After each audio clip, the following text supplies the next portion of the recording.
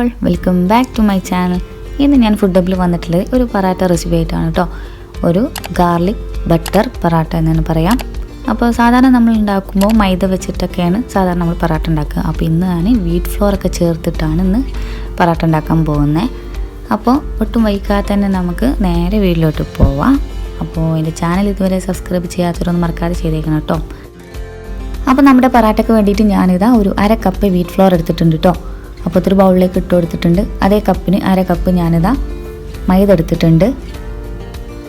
പിന്നെ വേണ്ടത് ഒരു 2 ടേബിൾ സ്പൂൺ റവ വേണം, അതും കൂടെ ചേർത്ത് ഒരു 1/4 ടീസ്പൂൺ ഉപ്പ്, പിന്നെ വേണ്ടത് ഒരു 1/2 ടീസ്പൂൺ പഞ്ചസാര, പിന്നെ ഒരു 1/2 ടീസ്പൂൺ നമ്മുടെ ബേക്കിംഗ് പൗഡർ, അതിനോടൊപ്പം ഒരു ടേബിൾ സ്പൂൺ ഓയിലും കൂടെ ഞാനങ്ങ് ചേർത്ത് കൊടുക്കുന്നുണ്ട്. ഇനി ഇതെല്ലാം കൂടെ ചേർത്ത് നമുക്കൊന്ന് കുഴച്ചെടുക്കണം. അപ്പോൾ അതിന് 1/2 കപ്പ് വെള്ളം വേണം. ഞാനിതാ സാധാ പച്ചവെള്ളമാണ് എടുത്തിട്ടുള്ളത്. അപ്പോൾ ഒരു 1/2 കപ്പ് വെള്ളം എന്തായാലും ഇതിലേക്ക് ആവശ്യമുണ്ട്. അപ്പോൾ അത് ചേർത്ത് നമുക്ക് നന്നായിട്ട് അങ്ങ് കുഴച്ചെടുക്കാം. ഏകദേശം ഒരു ചപ്പാത്തി മാവിനേക്കാളും ഇച്ചിരി കൂടി ഒന്ന് സോഫ്റ്റ് ആവണത് നല്ലതാണ് കേട്ടോ. അപ്പോൾ അങ്ങനെ കുഴച്ചെടുക്കാൻ നോക്കുക. അപ്പോൾ അത് ഏകദേശം നമ്മുടെ ഡോ അങ്ങ് റെഡിയായി കിട്ടിയിട്ടുണ്ട്. ഇനി ഒരു ഓയിൽ വെച്ചിട്ട് നമുക്കൊന്ന് ഗ്രീസ് ചെയ്ത് കൊടുക്കാം. എന്നിട്ടൊരു 15 മിനിറ്റ് നമുക്ക് ഇതിനങ്ങ് റെസ്റ്റ് ചെയ്യാൻ വേണ്ടി വെക്കാം. നമ്മുടെ പറാട്ട ഞാനൊരു ബട്ടർ ഗാർലിക് പറാട്ട ആണെന്ന് ഞാൻ ആദ്യം തന്നെ പറഞ്ഞിരുന്നു. അപ്പോൾ അതിലേക്ക് ഞാനിതാ കുറച്ച് ബട്ടർ ഒന്ന് മെൽറ്റ് ചെയ്തെടുത്തിട്ടുണ്ടായിരുന്നു. അപ്പോൾ അതിലേക്ക് ഓരോ ഇൻഗ്രീഡിയൻറ്റ് നമുക്കങ്ങ് ചേർത്ത് കൊടുക്കാം. അപ്പോൾ ഞാനിതാ ഒരു അല്പം മല്ലിയില എടുത്തിട്ടുണ്ട്. അതേപോലെ കുറച്ച് വെളുത്തുള്ളി ചെറുതായി കൊത്തി അരിഞ്ഞിട്ടുണ്ടായിരുന്നു, അതും ചേർത്ത് കൊടുത്തിട്ടുണ്ട്. പിന്നെ വേണ്ടത് ഒരല്പം ചില്ലി ഫ്ലേക്സ്, ഒരു 1/2 ടീസ്പൂൺ ചില്ലി ഫ്ലേക്സും കൂടെ ചേർത്ത് നന്നായിട്ടങ്ങ് മിക്സ് ചെയ്തെടുക്കാം. ഒരു 15 മിനിറ്റിന് ശേഷം ഞാനിതാ നമ്മുടെ ഡോ ഒരു 3 പോർഷനാക്കി മാറ്റിയിട്ടുണ്ട്. അപ്പോൾ നിങ്ങൾക്ക് എത്ര പീസ് വേണം എന്ന് വെച്ചാൽ അതിനനുസരിച്ച് ഡിവൈഡാക്കി മാറ്റി വെക്കുക. അപ്പോൾ ഇത് നമുക്കങ്ങ് പരത്തിയെടുക്കാം.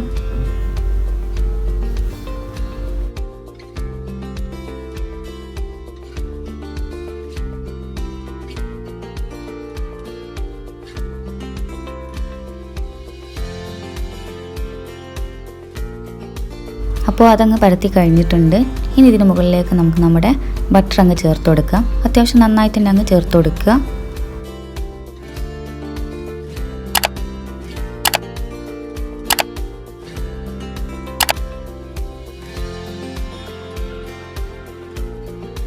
അതിനുശേഷം ഞാൻ ഈ കാണിക്കുന്ന പോലെ അങ്ങ് ഫോൾഡ് ചെയ്തെടുക്കുക. ജസ്റ്റ് ഒന്ന് പ്രസ് ചെയ്ത് കൊടുക്കുക. എന്നിട്ട്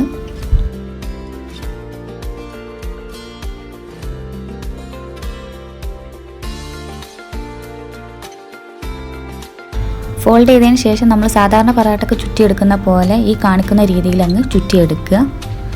അപ്പോൾ അതാ ഈ ഒരു രീതിയിൽ കിട്ടും. ഇനി നമുക്കിതിനങ്ങ് പരത്തിയെടുക്കുമ്പോൾ ഒരല്പം പൊടി വിതറി കൊടുക്കുന്നുണ്ട്.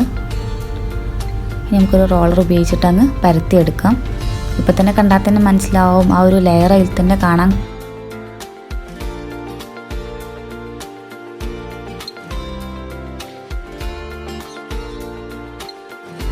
അപ്പോൾ ഞാനിതാ പരത്തി എടുത്തിട്ടുണ്ട്. ഇനി നമുക്കിതിനങ്ങ് ചുട്ടെടുക്കാം.